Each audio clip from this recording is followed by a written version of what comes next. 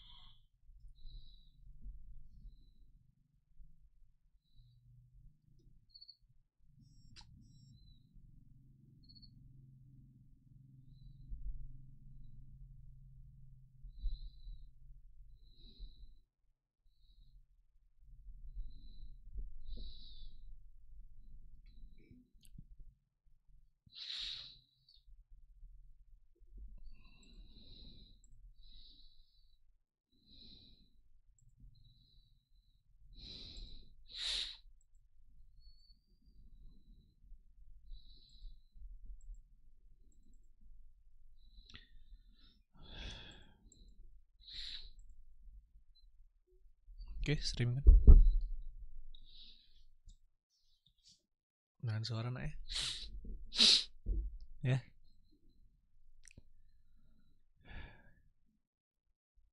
Itu. Minum aja deh. Sudah streaming.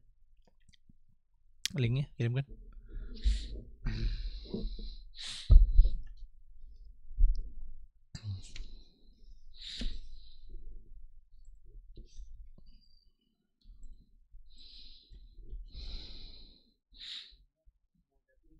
Apa? Iya sih, cuma Al-Madinah ngikut nggak? Kosongan aja lah. Kosongan kunci kebaikan kan?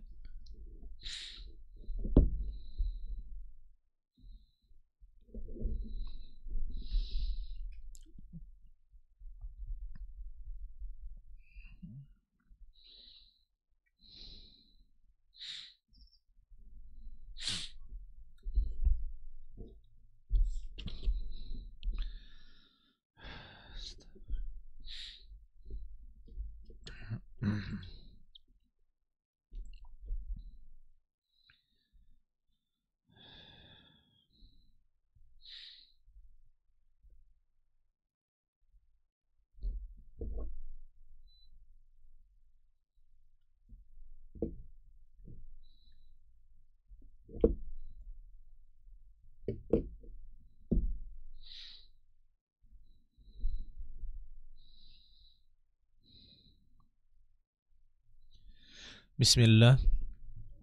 Assalamualaikum warahmatullahi wabarakatuh.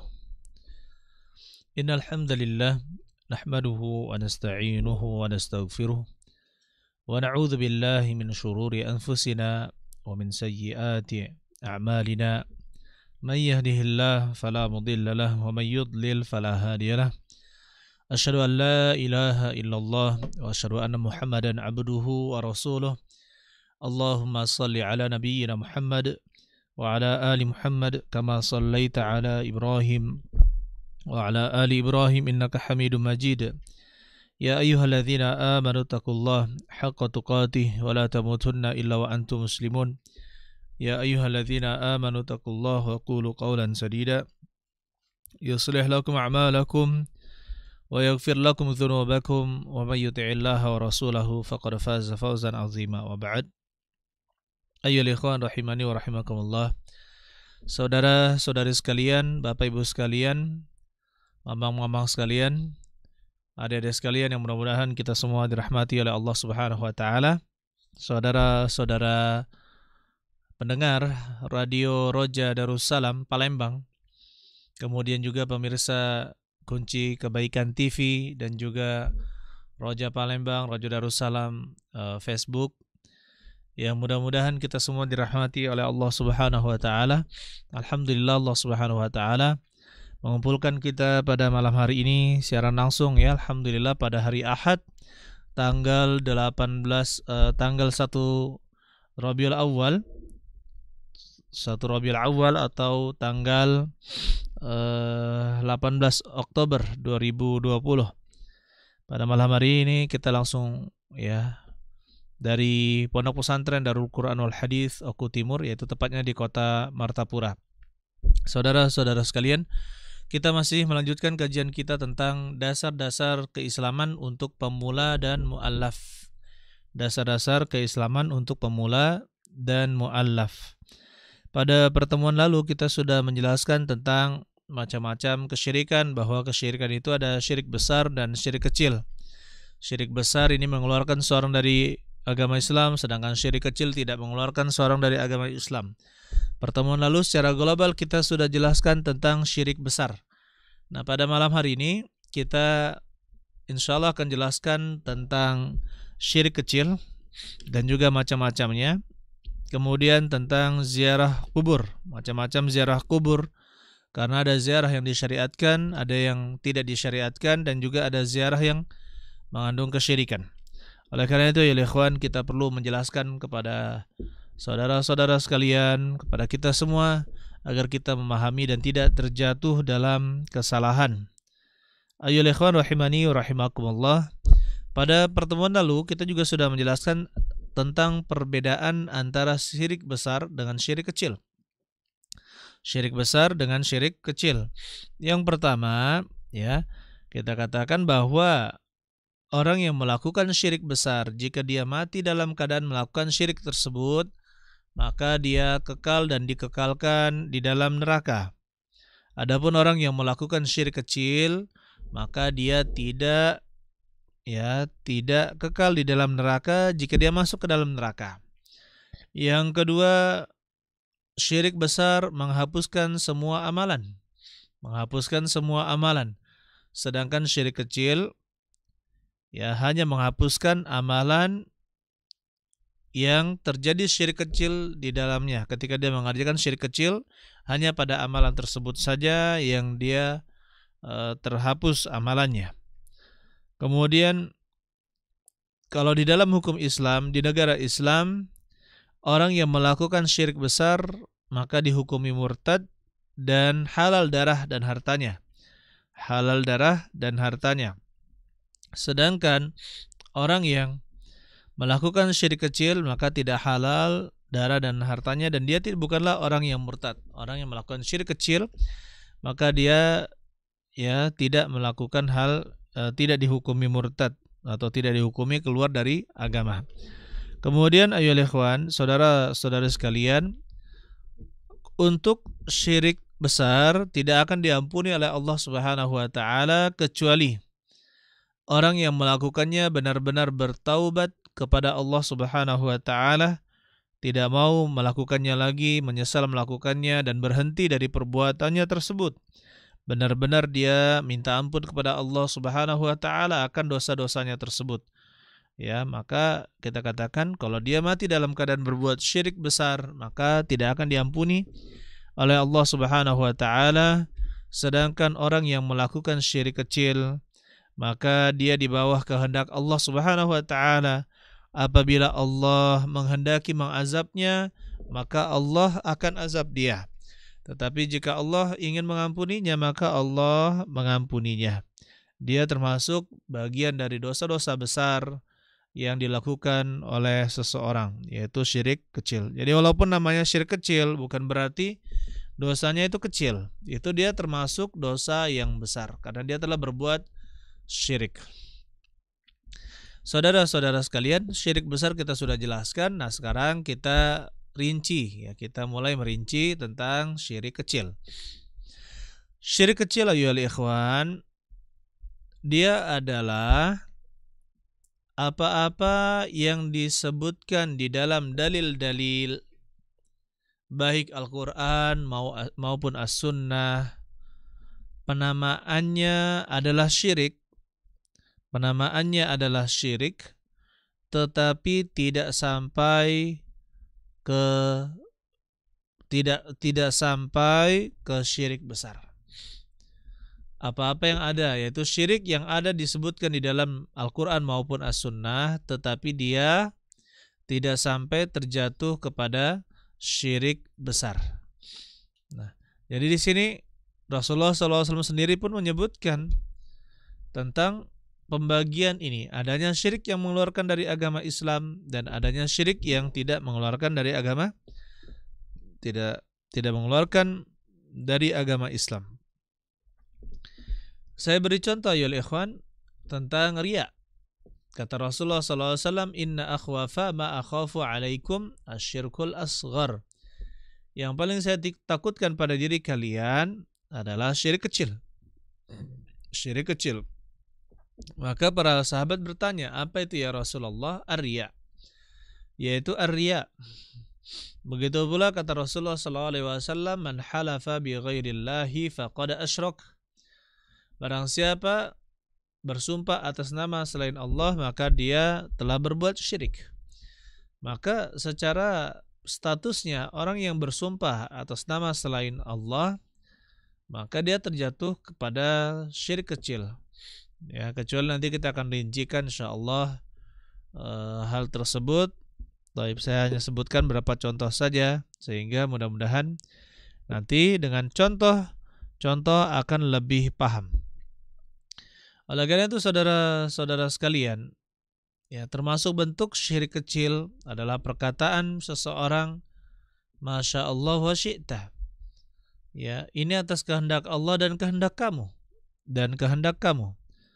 Atau misalkan kalaulah bukan karena dokter ini, maka saya tidak akan bisa sembuh. Maka perkataan ini masuk ke dalam syirik yang kecil. Begitu pula orang yang menuntut ilmu agama Allah Subhanahu wa taala, ilmu agama Islam, tapi dia tujukan untuk mendapatkan ijazah atau ingin mendapatkan pekerjaan. Bukan menuntut ilmu bukan karena tujuan akhirat Allah Subhanahu wa taala. Karena terkadang banyak orang yang menuntut ilmu, ya, jauh-jauh mengeluarkan uang dan sebagainya untuk bahkan keluar negeri untuk menuntut ilmu, tujuannya agar bisa agar bisa meminang seorang gadis yang cantik misalkan, atau ingin mendapatkan pekerjaan, ya. Dan kita dapatkan ayolah ikhwan, banyak juga yang terlena dengan hal tersebut, kemudian membinasakannya. Oleh karena itu saudara-saudara sekalian, mari kita sama-sama menjaga diri kita dan terus berhati-hati agar tidak terjatuh ke dalam syirik kecil ini.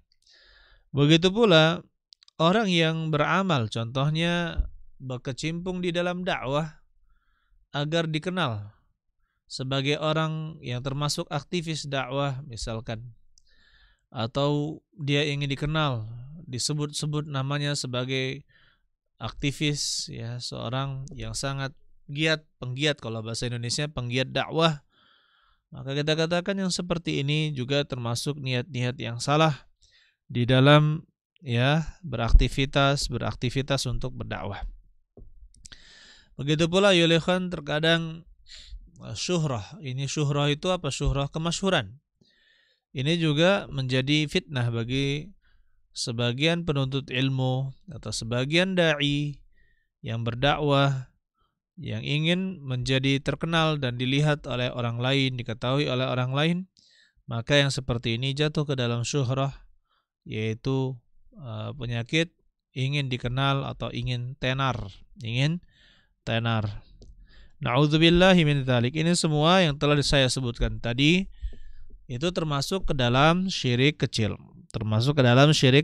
kecil. Dan kita katakan orang yang melakukan syirik kecil memang dia tidak dikekalkan di dalam neraka karena dia masuk ke dalam dosa besar. Ya, dia tidak keluar dari agama Islam, tetapi perlu kita ingatkan bahwa orang yang melakukan dosa syirik walaupun asghar, dia itu telah melakukan dosa yang besar dan mendapatkan ancaman untuk masuk ke dalam neraka. Ya. Oleh karena itu ya ikhwan, masalah kondisi hati kita ini harus kita terus introspeksi diri kita. Di saat dan dimanapun kita berada, selalu introspeksi diri kita.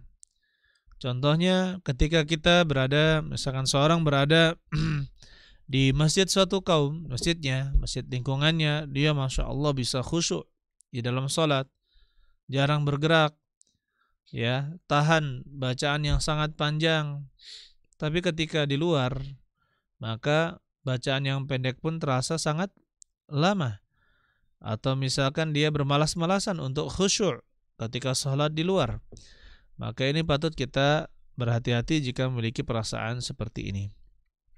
Oleh karena itu saudara-saudara sekalian, ya Nabi SAW selalu memperingatkan akan bahaya kesyirikan, ya syirik besar maupun syirik yang kecil.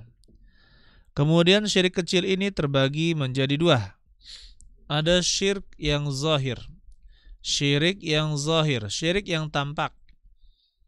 Kemudian yang kedua adalah syirku al-khafi, syirik yang tidak tampak. Untuk yang kedua dulu saya bahas, yaitu syirik al-khafi. Syirik yang tidak tampak ini adalah syirik pada niat dan iradah, niat dan kehendak. Terkadang seorang menyadarinya dan terkadang tidak menyadarinya.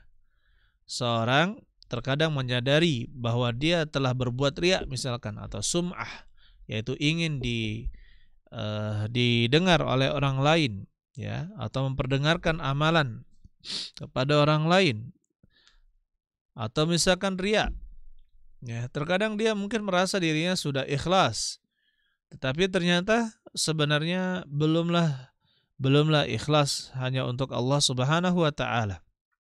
Jadi di sini namanya syirik khafi, yaitu syirik yang terjadi pada niat dan kehendak. Dan dia ada dua juga. Ya, dia ada dua, ada yang disadari oleh pelakunya dan ada yang tidak disadari oleh pelakunya. Dan terkadang untuk yang tidak disadari oleh pelakunya ini, ketika dia terus beramal dan bertambahnya ilmu, maka di sanalah dia mulai sadar bahwa apa yang dilakukannya dahulu itu bukan karena Allah Subhanahu wa taala.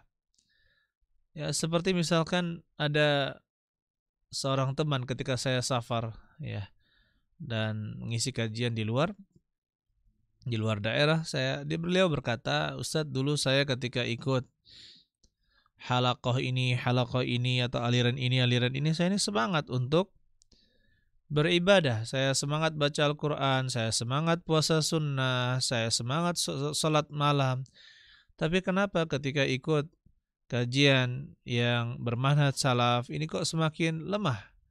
Ya, semakin lemah, terasa berat sekali untuk sholat malam, terasa berat sekali untuk baca Al-Quran, dan terasa berat sekali untuk puasa. Maka kita katakan, ayol ikhwan, ya, saya katakan yang tadi itu, ya, sebenarnya adalah karena riya, ingin dilihat dan diperdengarkan kepada yang lain. Karena di sana ketika dia beramal akan ada laporan-laporan. Puasa tidak Senin Kamis, puasa Daud. Ada yang misalkan sholat malam berapa rakaat. Ini diceritakan kepada orang lain, ya, tidak disadari bahwa dulunya dia itu telah berbuat riya, yaitu ingin dipuji, ingin dikenal oleh orang lain. Saudara-saudara sekalian yang mudah-mudahan kita semua dirahmati oleh Allah Subhanahu wa taala. Maka di sini sangat berbahaya. Kadang kita baru menyadarinya setelah kita bertambah ilmu. Ayol ikhwan rahimani wa rahimakumullah. Saudara-saudari sekalian yang mudah-mudahan kita dirahmati oleh Allah Subhanahu wa taala. Taib. Kita lanjutkan. Untuk yang jenis yang kedua, masalah syirik kecil ini adalah syirik az-zahir, syirik yang tampak.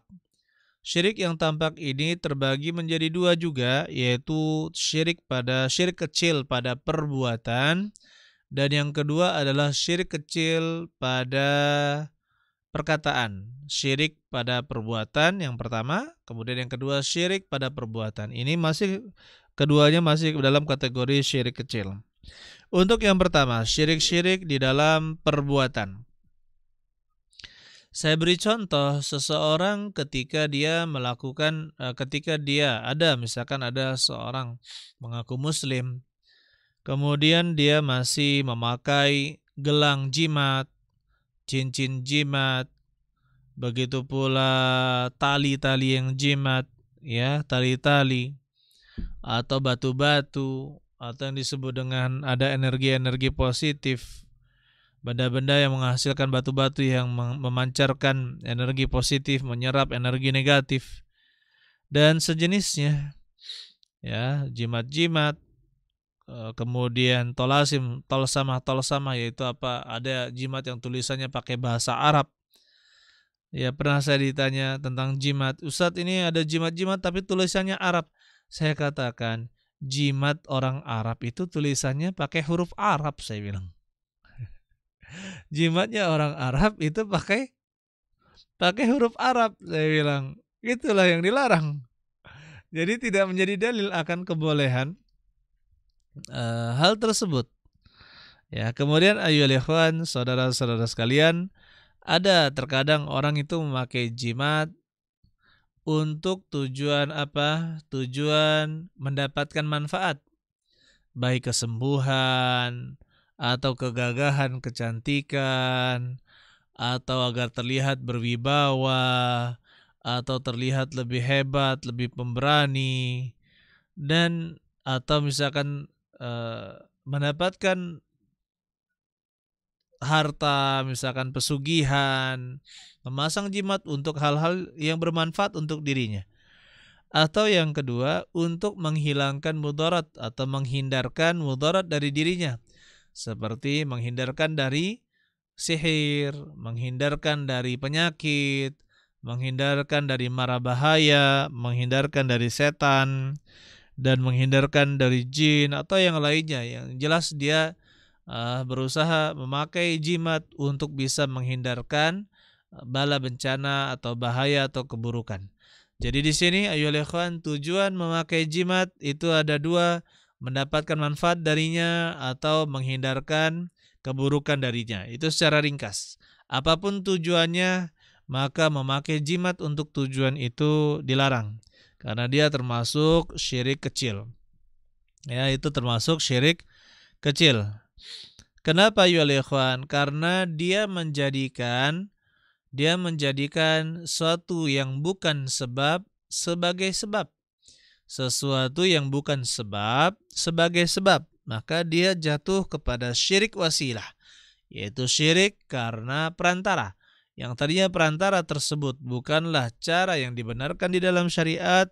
Kemudian dia jadikan itu sebagai sesuatu yang bisa melindungi atau menghindarkan dari bahaya, maka jatuhlah dia ke dalam kesyirikan. Dan di sini ayyuhal ikhwan rahimani wa rahimakumullah, di dalam penyembuhan, di dalam perlindungan, ya, di dalam pengambilan manfaat dan menghindarkan mudarat, itu secara umum, ya, kalau kita memanfaatkan suatu benda tertentu, maka dia terbagi menjadi 3 jenis. Benda-benda tersebut terbagi menjadi 3 jenis. Yang pertama, ada yang disebutkan di dalam dalil syar'i. Dalil dalam syariat kita, baik dari Al-Quran maupun As-Sunnah, akan keutamaan, ya, benda tersebut atau barang tersebut untuk bisa mendatangkan manfaat atau menghilangkan mudarat. Maka di sini kita katakan boleh memanfaatkannya, bahkan disunnahkan. Kemudian yang kedua, sebab kauniyah. Sebab-sebab kauniyah. Kita misalkan berobat menggunakan sebab-sebab kauniyah. Allah Subhanahu wa taala menjadikan dan menciptakan alam semesta ini dengan sangat teratur. Allah Subhanahu wa taala misalkan dalam penyakit, Allah Subhanahu wa taala menurunkan penyakit, dan Allah Subhanahu wa taala juga yang menurunkan obatnya. Kita diperintahkan untuk mencari obat-obat tersebut. Maka ketika seorang berobat dengan barang-barang atau bahan-bahan yang secara medis itu benar-benar terbukti, atau misalkan secara ahli herbal, ya, tabib, ilmu ketabiban itu memang diakui sebagai pengobatan, dan itu berulang kali karena dites, diobat, try and error, kemudian menjadi conclusion, menjadi kesimpulan, gitu kan. Jadi ini adalah obat. Itu kan pengalaman para tabib zaman dahulu. yang mencari sebab kauniyah. Ini kata sebab kauniyah, sebab yang ditaruh oleh Allah Subhanahu wa taala di dalam alam semesta ini untuk menjadi sebab, maka itu boleh kita pakai dan kita gunakan. Nanti akan kita jelaskan insyaallah. Kemudian yang ketiga itu yang tidak ada dalil syar'inya. Kemudian tidak ada dalil kauninya, maksudnya tidak terbukti secara ilmiah. Tidak terbukti secara ilmiah di dalam tanda-tanda kekuasaan Allah Subhanahu wa taala dalam hukum alam. Nah, katakan hukum Allah Subhanahu wa taala di alam semesta ini, bagaimana Allah mengaturnya. Maka kalau tidak termasuk yang pertama dan yang kedua, maka jatuh yang ketiga, yaitu menjadikan suatu sebab yang bukan sebabnya, maka dia jatuh ke dalam kesyirikan. Ayo ikhwan, saya contohkan yang pertama yang ada dalil syar'i. Contohnya adalah air Zam-Zam. Air Zam-Zam, kata Nabi SAW, bahwa Zam-Zam lima syuriba lahu. Air Zam-Zam untuk orang yang sesuai untuk apa orang itu meminumnya.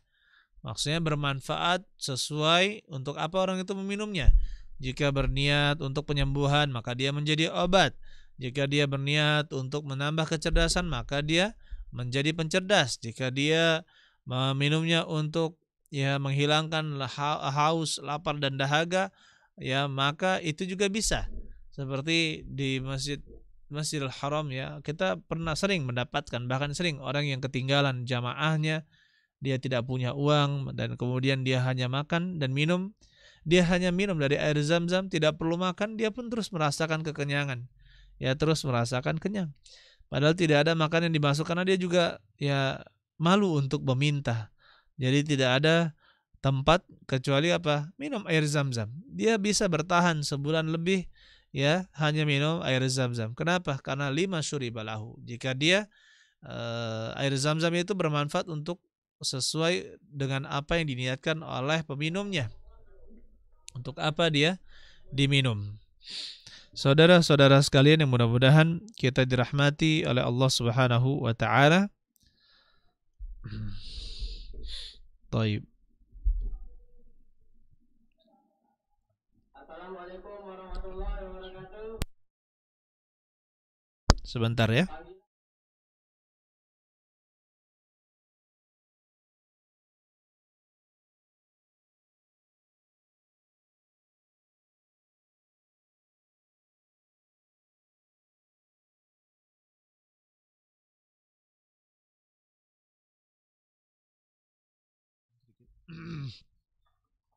Taib ayyuhal ikhwan rahimani wa rahimakumullah. Saudari sekalian yang mudah-mudahan kita semua dirahmati oleh Allah Subhanahu wa taala. Taib. Jadi kemudian cara yang lain yang ada dalil syar'inya seperti berobat dengan habatus sauda, habatus sauda. Dia adalah syifa likulli da.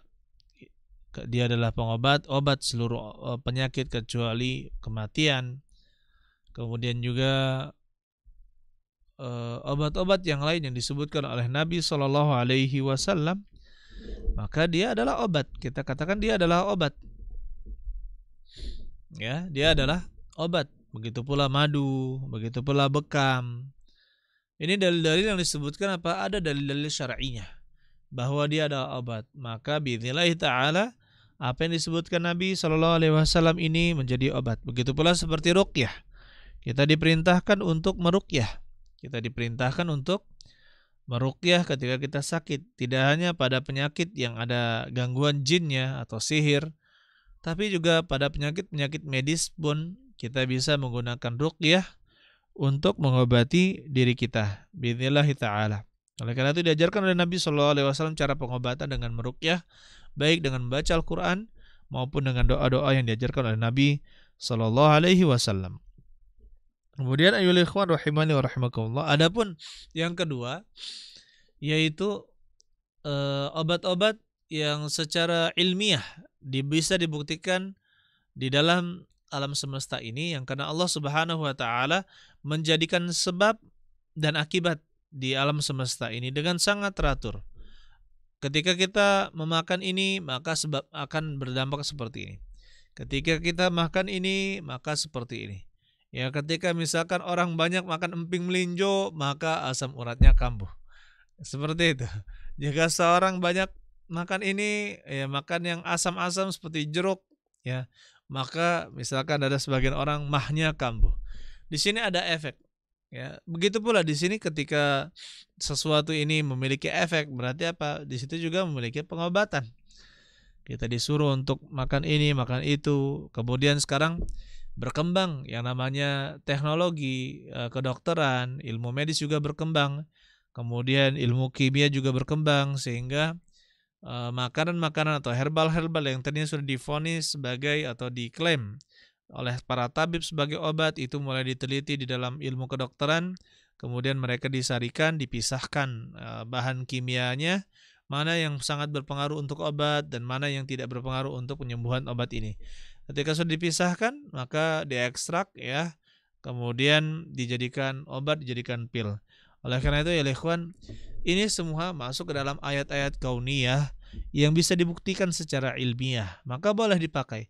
Adapun seperti terkadang kita dapatkan batu ini bisa menarik energi positif dan menghilangkan energi jahat atau yang sejenisnya, maka kita katakan itu tidak diperbolehkan. Karena apa? Menjadikan sesuatu yang bukan sebab sebagai sebab itu masuk ke dalam syirik kecil. Saya rasa untuk perbuatan sangat jelas ya insyaallah masalah ini. Kemudian kalau di masyarakat kita banyak dapatkan di rumah-rumah ketika membangun rumah, banyak orang itu memasang benda-benda di atap-atap rumahnya. Maka ketika kita tanya, ya adat kita mah itulah katanya. Adat kita seperti itu katanya. Untuk apa? Untuk penyejuk, untuk penenang, untuk nambah rezeki. Baru saya bilang, kenapa ada benderanya? Kok ada bendera? Dari mana dalilnya bendera gitu? Subhanallah. Ya, maka di sini ya ikhwan, ya, yang namanya hal-hal baru dalam agama ini sangat-sangat banyak sekali sehingga kita harus berhati-hati terhadapnya. Kemudian yang kedua, syirik kecil yang tampak. Syirik kecil yang tampak itu ada dua, saya katakan tadi, perbuatan dan perkataan. Nah, sekarang yang perkataan. Untuk yang perkataan seperti orang bersumpah atas nama selain Allah. Dia bersumpah atas nama selain Allah Subhanahu wa taala. Seperti dia mengatakan, demi matahari, demi bulan, demi kehormatanku, demi kehidupanku, demi reputasiku, demi bapakku, demi ibuku, demi kehebatanku dan sebagainya. Dia bersumpah bukan atas nama Allah Subhanahu wa taala, tapi dia bersumpah atas nama selain Allah Subhanahu wa taala. Maka yang seperti ini ayol ikhwan, ya, jatuh ke dalam syirik yang kecil. Jatuh ke dalam syirik yang kecil. Begitu pula kalau misalkan dia mengatakan sesungguhnya kita mendapatkan hujan ini karena sebab adanya rasi ini, rasi bintang ini atau rasi bintang ini, maka itu juga termasuk kesyirikan. Begitu pula seorang mengatakan kalaulah bukan karena kamu atau kalaulah bukan karena dokter ini, kalaulah bukan karena si fulan, maka saya tidak akan bisa seperti ini. Saya tidak akan bisa sembuh. Saya tidak akan bisa seperti ini. Ya, maka perkataan itu sudah mengandung kesyirikan di dalamnya. Kenapa? Karena yang mentakdirkan itu semua terjadi hanyalah Allah Subhanahu wa taala. Kalau mau maka katakan ya berkat Allah kemudian dan juga kamu, berkat Allah kemudian ya engkau. Pakai kata kemudian. Kalau pakai kata kemudian maka tidak menjadi masalah, alhamdulillah. Ya alhamdulillah, karena Allah kemudian karena kamu saya bisa selamat. Tadinya saya tenggelam, tidak bisa berenang. Maka seperti itu diperbolehkan. Ayyuhal ikhwan rahimani wa rahimakumullah. Jadi syirik-syirik di dalam perkataan itu juga sangat banyak. Ya sangat banyak seorang bisa terjatuh ke dalam kesyirikan tanpa dia sadari. Kemudian ayyuhal ikhwan rahimani wa rahimakumullah, saudara-saudari sekalian yang mudah-mudahan kita dirahmati oleh Allah Subhanahu wa taala. Masalah syirik yang zahir ini, masalah syirik yang zahir, kita katakan dia syirik asghar, syirik kecil. Tetapi bisa saja dia itu dalam kondisi tertentu menjadi syirik yang besar. Jadi syirik yang besar. Contohnya orang yang memakai jimat. Orang yang memakai jimat apabila dia hanya menjadikan benda tersebut sebagai sebab, misalkan ada peci, jimatnya ada di peci misalkan, atau di songkok, ya untuk penglaris. Kadang seperti itu. Saya pernah mendapatkan orang jualan sendal pakai songkok hitam, kemudian dia gini-gini kan. Songkoknya itu ditepuk-tepuk ya sebagai syarat. Ketika dia berjualan saya terheran-heran, wah ini kenapa semuanya memperhatikan dan kenapa terjadi transaksi dalam jumlah yang sangat besar gitu kan. Kalau dipikir-pikir untuk apa beli jumlah seperti itu. Waktu itu jualan sendal dia. Kemudian setelah dia pergi dari ini, ya ini syukur ada songkok ini ya katanya. Allah, ini pakai jimat, saya bilang ini. Di jimatnya ada di songkok, karena sudah curiga kenapa orang-orang memperhatikan ya. Dan kenapa juga senior saya waktu itu membeli dalam jumlah yang sangat besar.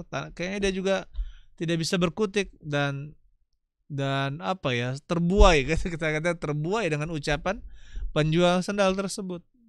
Subhanallah, ini saya katakan sudah kena pelet ya, sudah kena jimat tersebut.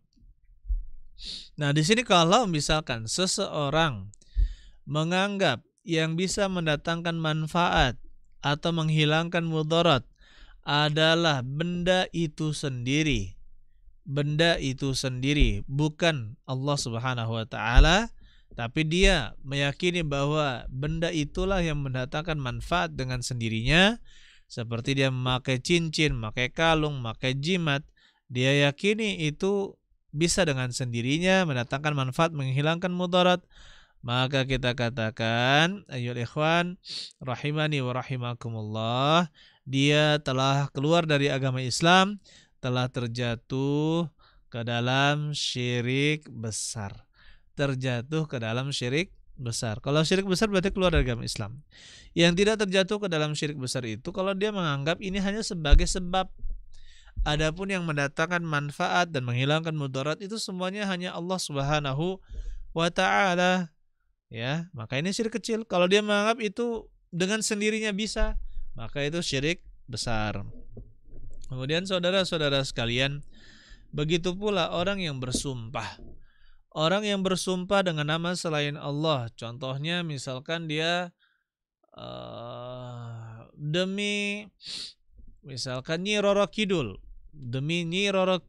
dia bersumpah demi Nyi Roro Kidul. Dia meyakini bahwa Nyi Roro Kidul yang dia bersumpah dengannya itu bisa mendatangkan manfaat dan menghilangkan mudarat, maka kita katakan ini juga masuk ke dalam syirik besar yang mengeluarkan seorang dari agama Islam. Adapun orang yang tidak keluar dari agama Islam itu adalah orang yang dia bersumpah atas nama selain Allah, tapi dia meyakini bahwa yang mengatur alam semesta ini hanyalah Allah.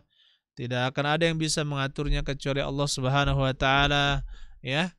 Dan semuanya itu di bawah Allah Subhanahu wa taala.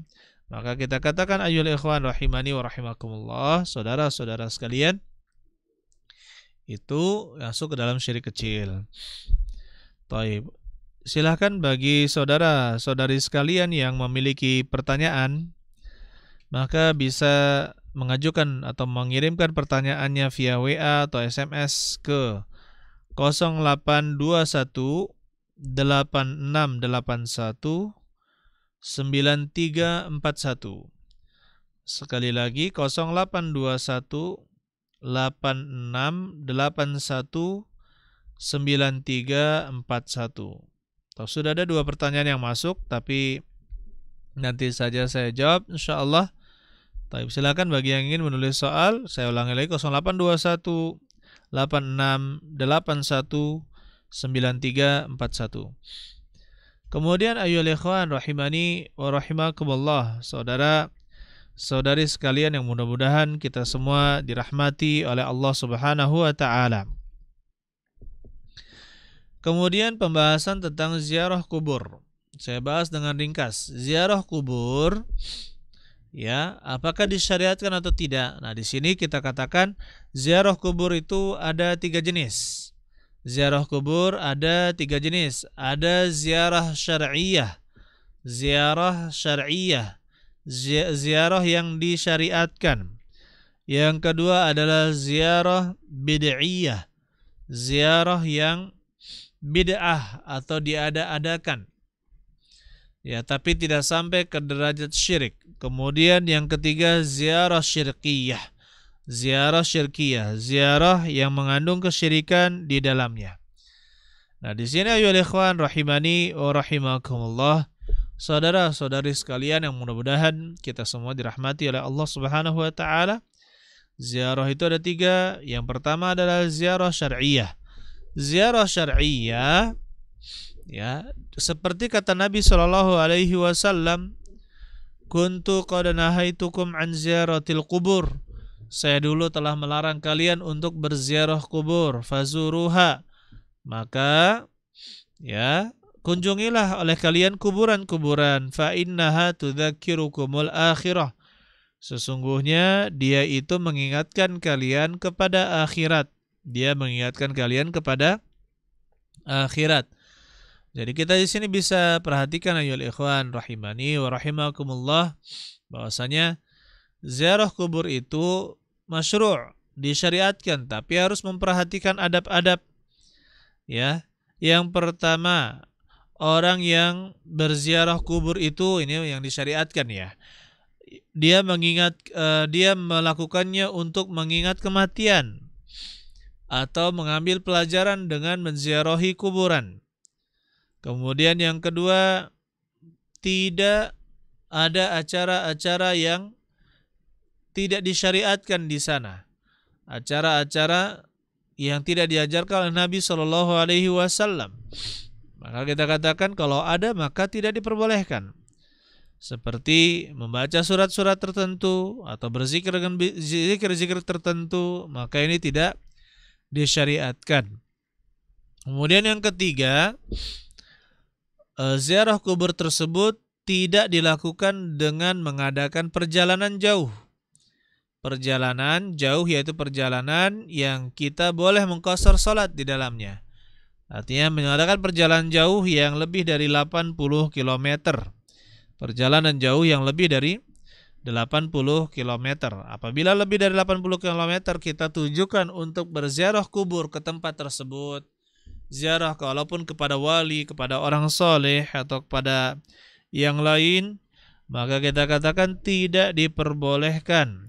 Kata Nabi SAW, la tushaddur rihal, tidak boleh mengadakan perjalanan jauh illa li thalathati masajid, kecuali menuju ke 3 masjid. Al-Masjidil Haram, Al-Masjidil Aqsa, Masjid hadza wa Masjidil Aqsa. Yang pertama adalah Masjidil Haram. Yang kedua adalah Masjidil Aqsa, masjidku ini kata Nabi, masjidku ini yaitu Masjid Nabawi. Dan yang ketiga adalah Masjidil Aqsa, Masjid Al-Aqsa. Saudara-saudari sekalian yang mudah-mudahan kita dirahmati oleh Allah Subhanahu wa taala. Jadi itu ziarah yang disyariatkan. Adapun ziarah yang kedua adalah ziarah bid'iyah. Ziarah yang mengandung kebid'ahan di dalamnya, yaitu hal-hal baru di dalamnya. Dia tidak sampai jatuh ke dalam syirik besar. Tidak jatuh ke dalam syirik besar. Contohnya, ada seorang sengaja menuju kepada ke kuburan, salah satu kuburan, untuk berdoa di sampingnya. Berdoanya kepada Allah Subhanahu wa taala, memintanya kepada Allah Subhanahu wa taala. Tapi dia menganggap bahwa itu lebih utama, ya, berdoa di samping kuburan daripada berdoa di masjid. Ya, atau misalkan dia membaca Al-Qur'an di samping kuburan, kemudian dia mengatakan membaca Quran di sini lebih utama daripada membaca Quran di masjid. Ya, atau misalkan seorang beriktikaf di kuburan, mengadakan iktikaf di kuburan, ya dia beriktikaf, menganggap itu lebih utama di sana daripada di masjid. Maka kita katakan ini jatuh ke dalam hal-hal baru yang tidak disyariatkan. Begitu pula seorang ya berdoa dengan menyebut dengan kedudukan si fulan al-jah, yaitu apa? Ya Allah katanya, dengan kedudukan ulama ini atau ulama itu, maka tolong penuhi hajat saya. Dengan jah atau dengan kedudukan fulan, maka tolong penuhi hajat saya. Maka yang seperti ini memang dia minta kepada Allah Subhanahu wa taala tapi menggunakan ya kedudukan orang lain. Kedudukan orang-orang yang sudah meninggal atau orang yang ada tapi dia memiliki kedudukan yang tinggi misalkan, maka seperti ini jatuh ke dalam hal yang bid'ah. Jatuh ke dalam hal yang bid'ah. Adapun yang ketiga yaitu ziarah syirkiyah. Ziarah yang terdapat kesyirikan di dalamnya. Ziarah-ziarah syirkiyah. Baik, saya ulangi. Yang ingin bertanya silahkan mengajukan pertanyaan ke 0821 0821 8681 9341. Kemudian jenis yang ketiga yaitu ziarah syirkiyah. Ziarah yang ada kesyirikan di dalamnya. Ya, yaitu dia mengeluarkan seseorang dari agama Islam. Karena terdapat kesyirikan yang mengeluarkan seorang dari agama Islam. Ya, seperti misalkan orang berziarah kubur, tujuannya adalah untuk yang dikubur itu. Dia minta kepada orang yang di dalam kuburan. Dia minta agar mendapatkan manfaat atau menghilangkan mudarat kepada orang yang di dalam kuburan, maka ini jatuh ke dalam kesyirikan. Seperti misalkan berdoa di kuburan untuk menyembuhkan orang yang sakit, ya, atau mengembalikan orang yang hilang, atau semisalnya. Ini pernah juga nih, seperti ada terkadang di suatu daerah ya, kalau ingin menikahi gadis desa di situ, gadis berasal dari desa tersebut, kemudian yang Minang adalah laki-laki luar, laki-laki suku lain, maka adat di sana harus izin dulu kepada puyang, yaitu nenek moyang yang punya kesaktian. Izin dulu ke puyang. Kalau tidak, maka apa yang terjadi katanya bengkak. Ya, apa bengkak? Ya itunya yang bengkak. Ini kejadian. Subhanallah. Maka kita katakan tidak boleh. Itu syirik, yaitu minta dihilangkan mudarat dengan datang dan menyembelih di depan kuburan, itu termasuk kesyirikan. Begitu pula ada kejadian juga orang meminta-minta kepada kuburan untuk kebutuhan dan hajat-hajat dia, minta kepada syekh fulan, ya.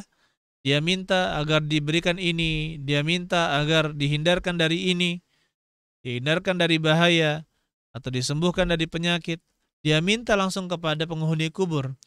Maka yang seperti ini syirik, keluar dari agama Islam. Begitu pula ayyuhal ikhwan, menjadikannya sebagai perantara di dalam berdoa. Wahai syekh fulan, wahai kiai fulan, wahai habib fulan, wahai ustadz fulan, tolong sampaikan kepada Allah Subhanahu wa taala ya hajat-hajat kami, keinginan-keinginan kami. Maka ini jatuh ke dalam syirik besar. Ini jatuh ke dalam syirik yang besar. Coba kita lihat kaum musyrikin dulu ketika ditanya kenapa mereka membuat patung-patung tersebut. Ya, kenapa mereka beribadah kepada patung-patung tersebut? Kata mereka, ma na'buduhum illa liyuqarribuna ilallahi zulfa.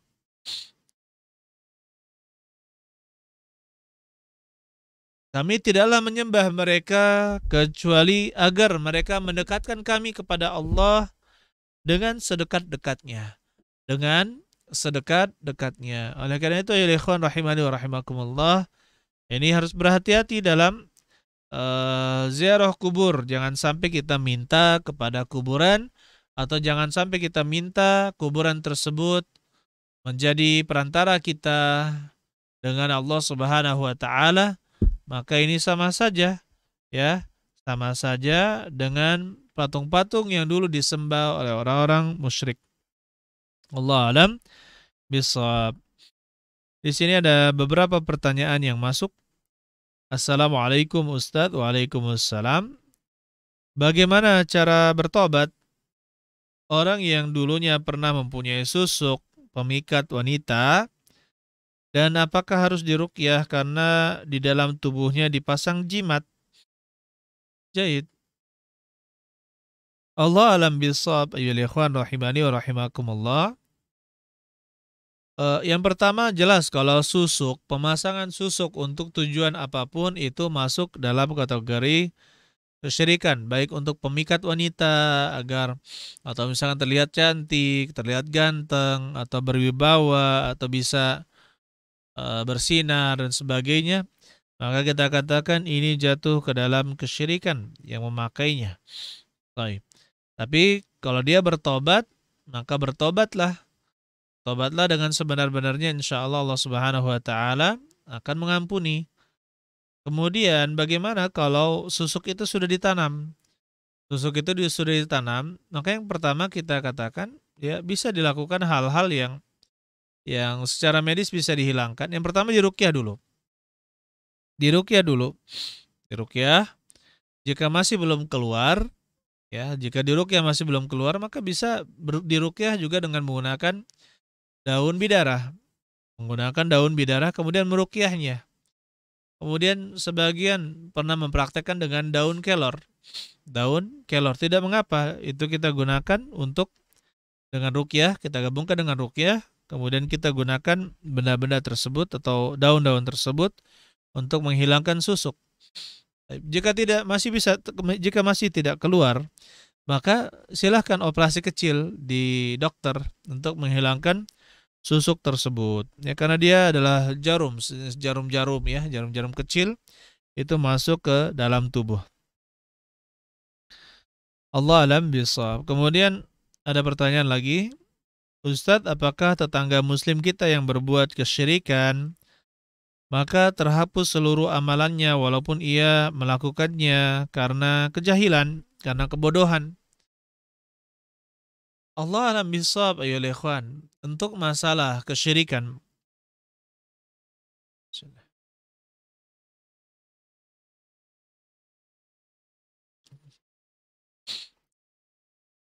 di sini kita perlu bedakan dulu.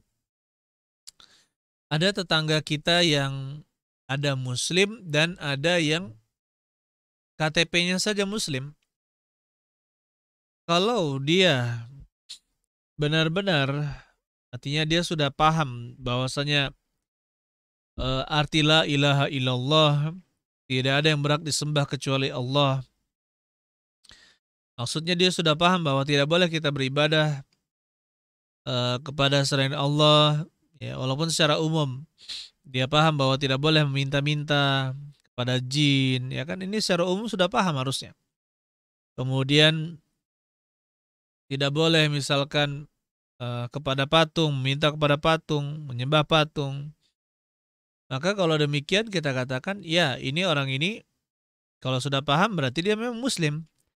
Hanya saja kalau misalkan dia kalau dia belum paham, artinya dia bersyahadat tapi tidak paham makna syahadatnya, maka dia belum, kita katakan belum masuk ke dalam agama Islam. Belum masuk ke dalam agama Islam. Kenapa? Karena percuma saja dia mengucapkan asyhadu alla ilaha illallah asyhadu anna muhammadar rasulullah, tapi dia tidak paham bahwasanya yang satu-satunya disembah hanyalah Allah Subhanahu wa taala, dan satu-satu yang diikuti adalah Nabi Muhammad sallallahu alaihi wasallam. Maka kita katakan dia belum masuk ke dalam agama Islam. Tapi kalau misalkan dia sudah paham itu, dia tahu ada syirik, tidak boleh menyembah kepada selain Allah, tidak boleh melakukan kesyirikan seperti kaum jahiliyah. Kemudian dia melakukan hal-hal yang katakanlah Ya, samar bagi sebagian orang. Samar bagi sebagian orang, dia menyangka itu adalah bagian dari syariat. Karena banyaknya orang yang mengamalkannya, akhirnya dia tersamarkan. Saya beri contoh orang yang melakukan sesajen. Orang yang melakukan sesajen kepada gunung ketika di gunung, kepada bumi ketika di bumi, atau kepada laut ketika di laut, atau kepada sungai ketika dekat dengan sungai, maka sesajen-sesajen tersebut itu syirik, mengeluarkan dari agama Islam. Tapi ternyata ada sebagian syubhat, ya, di kalangan kaum muslimin ini dilakukan oleh para kiai, para dai, kemudian dilakukan dengan baca-bacaan zikir, selawat, gitu kan. Maka kita katakan itu tidak mengubah hakikatnya. Meskipun dinamakan sedekah laut, sedekah gunung, sedekah bumi, sedekah sungai. Walaupun dinamakan sedekah, tetap saja itu sesajen. Ya, maka itu syirik. Itu syirik. Nah, ini kita katakan karena di sini samar bagi sebagian orang. Dia sudah paham tentang kesyirikan, ya, global syirik dia paham. Tapi di sini masalah yang seperti ini dia melakukannya, maka kita katakan, ya, diterima uzur. Dia memiliki uzur karena kebodohannya. Dan kita masih menghukumi dia sebagai orang muslim. Kita masih menghukumi dia sebagai seorang muslim. Ya, baik. Allah alam bisawab. Assalamualaikum. Waalaikumsalam. Teman saya memakai jimat. Sudah saya ingatkan tapi tidak berpengaruh. Bolehkah saya membuangnya saat dia lengah? Allah alam bisawab. Ya, apabila itu benar-benar jimat, kemudian yang kedua tidak dikhawatirkan pada diri antum terjadi hal yang berbahaya seperti dia akan menghantam antum, melukai antum atau yang lainnya, maka buang, tidak menjadi masalah membuang jimat tersebut. Ya, tapi kalau misalkan itu adalah teman, saya rasa tidak sampai pada derajat akan membunuh atau melukai, ya. Jadi silahkan dibuang. Ustadz, apakah ada tata cara tertentu untuk menghancurkan jimat-jimat? Allah alam bisawab, kita dapatkan petunjuk dari para ahli ruqyah dan juga orang-orang yang sudah berpengalaman melihat langsung praktek sihir dan juga mendapatkan katakanlah ilmu-ilmu, ya, dari pendahulu mereka yang berhadapan dengan penyihir. Ya, maka kita katakan ada beberapa cara untuk menghancurkan jimat.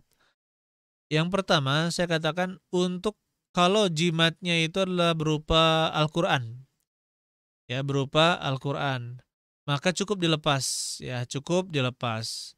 Dan Al-Qur'an tersebut atau misalkan sebagian ayat Al-Qur'an tersebut, ya, silahkan diamankan. Yang penting dia dilepaskan dari jimatnya. Kalau dia berupa ayat Al-Qur'an, karena dia tidak sampai kepada syirikan, tapi dia masuk ke dalam hal yang baru yang tidak disyariatkan. Kalau dia memasang ayat-ayat Al-Qur'an seperti surat-surat tertentu, ya, di sini dilepaskan kemudian disimpan. Kalau dia tidak ada bacaan lain selain Al-Qur'an dan doa misalkan, ya, taruh di tempat yang aman, tempat yang suci, dan sehingga dia tidak lagi menjadi jimat, tidak lagi menjadi jimat. Atau yang kedua bisa dilakukan yaitu dibakar. Ya, sebagaimana mushaf-mushaf Al-Qur'an yang rusak itu boleh dibakar untuk dihilangkan tulisannya, bukan untuk dihinakan, maka jimat-jimat tersebut yang ada ayat Al-Qur'annya pun boleh, ya, boleh dibakar, bukan untuk dihinakan. Kemudian yang kedua, kalau dia berupa jimat-jimat yang bukan ayat Al-Qur'an tapi jimat-jimat dengan tulisan Arab misalkan dikotak-kotakin atau dengan tulisan Sanskerta atau bahkan tulisan Jawa atau misalkan tulisan Indonesia dan yang lainnya, maka kita katakan, ya, hancurkan dan cukup dibakar. Tapi saya ingatkan ya ikhwan, ya, usahakan anak-anak keluarga kita, ya, kita ingatkan agar membaca zikir pagi sore, ya, sebelum kita melakukan hal tersebut. Kemudian juga setelah sholat, ya, kita ingatkan agar membaca ayat kursi dan 3 qul. Kemudian juga ketika meruqyah jangan lupa membaca ayat-ayat perlindungan sebelum meruqyah. Ini untuk membentengi diri kita, begitu pula keluarga agar tidak diganggu. Ya, kemudian kalau dia berupa tali-tali yang dibuhul-buhul, dia tali tapi diikat-ikat, ya, tali yang diikat, maka yang kita diajarkan di dalam menyelesaikan ini adalah apa? Kita gunting-gunting dulu, kita lepaskan dulu simpulnya, ya pertama kita ruqyah dulu tentunya, kemudian kita lepaskan simpulnya, kemudian setelah itu kita bakar. Setelah itu kita bakar atau kita musnahkan. Nah, kalau dia berupa misalkan paku-paku, kalau dia berupa paku-paku maka cabut pakunya. Kalau dia di kayu maka dicabut dulu, paku-pakunya, kemudian baru dibakar, ya, baru dibakar. Allah alam bisawab. Baik. Assalamualaikum Ustadz, bagaimana dengan hukum penggunaan vaksin apabila vaksin tersebut memiliki kandungan yang haram? Allah alam bisawab ya ikhwan, untuk vaksin yang ada ya, sebenarnya zat-zat yang haram itu hanya sebagai katalis, ya sebagai katalis, sehingga dia hasil dari vaksin itu sendiri itu menjadi apa? Terbebas dari zat-zat yang misalkan katakan dari campuran babi tersebut, itu terbebas dari campuran babi tersebut. Maka seperti itu yang dikatakan para ahli vaksin, ya, bahwa itu hanya sebagai katalis untuk bisa memisahkan menjadi vaksin. Jika benar-benar telah terpisah, ya, jika benar-benar telah terpisah, meskipun dalam prosesnya dia menggunakan tadinya barang-barang yang seperti babi, ya, maka kita katakan Allah ala bisawab. Ya. Para ulama, banyak ulama mengatakan boleh menggunakan vaksin itu, diperbolehkan. Tapi memang kita katakan ya sebaiknya memang kita cari vaksin yang benar-benar halal, seperti vaksin yang menggunakan katalis dari babi atau misalkan dari paus atau dari hiu, ya, atau yang lainnya, atau yang sejenisnya. Tapi Allah alam bisawab, kalau misalkan ada vaksin kemudian menggunakan sistem seperti itu karena tidak bisa dikembangkan kecuali dengan mencampurkan dengan barang-barang yang diharamkan seperti enzim babi misalkan, kemudian setelah itu terjadi pemisahan dan benar-benar tidak ada enzim babi di dalamnya, ya maka kita katakan Allah alam bisawab, fatwa ulama mengatakan, dan jadi menjadi fatwa para ulama di Saudi, kemudian di negara-negara lain juga, ya maka kita katakan boleh, itu diperbolehkan. Walaupun misalkan sebagian dari para ustadz kita, ya, atau para ulama, sebagian para ulama tetap melarang hal tersebut, Allah alam bisawab. Baik. Ya memang kalau mau wara', mau berhati-hati, maka ya hindari vaksin. Atau misalkan masih ragu-ragu, maka kata Nabi SAW, da'ma yaribuka ila ma la yaribuk. Ya, tinggalkan yang meragukanmu kepada yang tidak meragukanmu. Assalamualaikum Ustaz. Waalaikumsalam. Izin bertanya, di sini kan ada majelis ilmu mazhab Syafi'i tentang bab salat. Kenapa bacaannya beda dengan Imam Bukhari? Baik, ya ikhwan, saudara yang bertanya tentang mazhab Imam Syafi'i. Saya tidak tahu ya pada perbedaannya di mana gitu. Kalau misalkan yang dimaksud perbedaan di sini adalah bacaan jahar atau bacaan keras, ucapan Bismillahirrahmanirrahim yang dibaca dengan suara keras atau jahar, kemudian yang lainnya membaca dengan Alhamdulillahirabbil alamin, dan mensirkan atau memelankan ucapan Bismillahirrahmanirrahim. Jika ini yang dimaksud, maka kita katakan memang ini adalah perselisihan di kalangan ulama. Imam Syafi'i mengatakan sunnah mengeraskan Bismillahirrahmanirrahim, sedangkan ya mazhab yang lain mengatakan bahwa dia ya lebih dilanjurkan untuk pelan, tapi boleh mengeraskannya. Allah alam bisawab, yang seperti ini terjadi khilaf atau perbedaan pendapat di kalangan ahlu al-ilm, dan ini tempatnya untuk berlapang dada kita menyikapi perbedaan yang diakui di kalangan ulama-ulama terdahulu, ya, seperti itu. Kemudian pertanyaan yang selanjutnya, Pak Ustadz, saya ingin bertanya pengobatan minum rajahan itu bagaimana? Allah alam, ya rajah eh,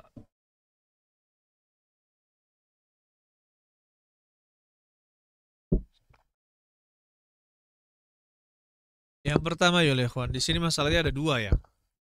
Minum rajahan, maksudnya kalau yang dimaksud dengan rajahan ini adalah air yang dibacakan dengan ruqyah, ayat Al-Qur'an maupun doa-doa yang disyariatkan, ya kemudian kita berikan kepada orang lain.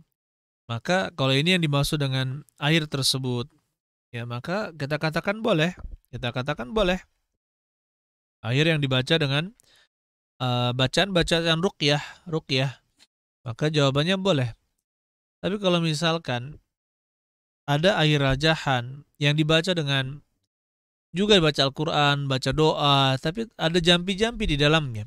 Ada jampi-jampi di dalamnya. Maka kita katakan, ayyuhal ikhwan, ini menjadikan sebab yang bukan sebab. Jadikan sebab yang bukan sebab. Oleh karena itu dihindari. Oleh karena itu kalau misalkan kita melihat air rajahan, maka kita lihat dulu ustadznya ini adalah ustadz pelaku syirik apa bukan. Kalau dia adalah ustadz ahli sunnah, kemudian membacakan air, kemudian menyuruh kita atau kita minum air tersebut, maka tidak mengapa. Itu bagian dari ruqyah dan dipraktekkan oleh kaum salaf, kaum terdahulu. Yang meruqyah air, kemudian diberikan kepada orang lain. Ini terjadi di kaum salaf terdahulu, di kaum terdahulu. Ya. Tapi kalau misalkan dia dibaca dengan bacaan-bacaan yang tidak jelas atau jampi-jampi yang tidak jelas, ya, atau bahkan bukan dari Al-Quran dan juga hadis Nabi SAW. Bahkan terkadang ada zikir-zikir yang tidak memiliki arti. Ketika kita dengarkan zikir-zikirnya atau jampi-jampinya, memang bahasa Arab tapi ujung-ujungnya tidak ada arti. Maka kita katakan seperti ini, ya kalau misalnya terkenal dengan seperti itu, maka hindari minum rajahan tersebut.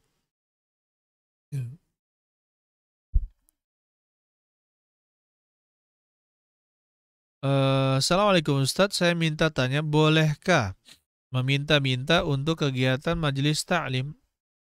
Maksud meminta-minta di sini juga kita perlu rincikan lagi apa maksud meminta-minta ini. Kalau misalkan yang dimaksud adalah kita memfasilitasi orang untuk membiayai majelis taklim, ya, maka ini namanya bekerja sama di dalam berdakwah.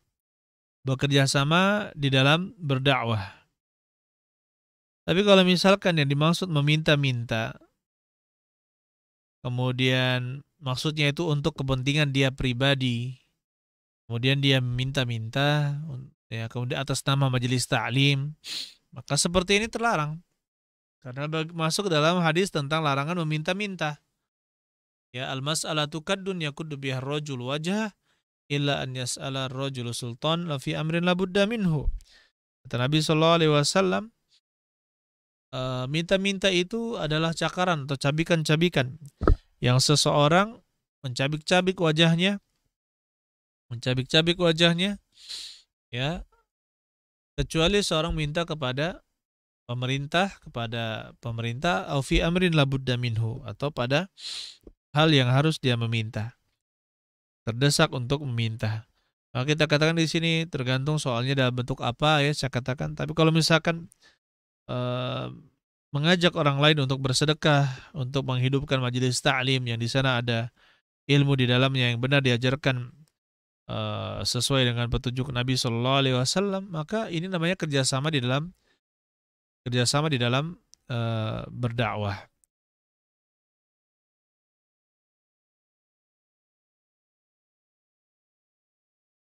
Kita cukupkan. Barakallahu fikum. Assalamualaikum warahmatullahi wabarakatuh.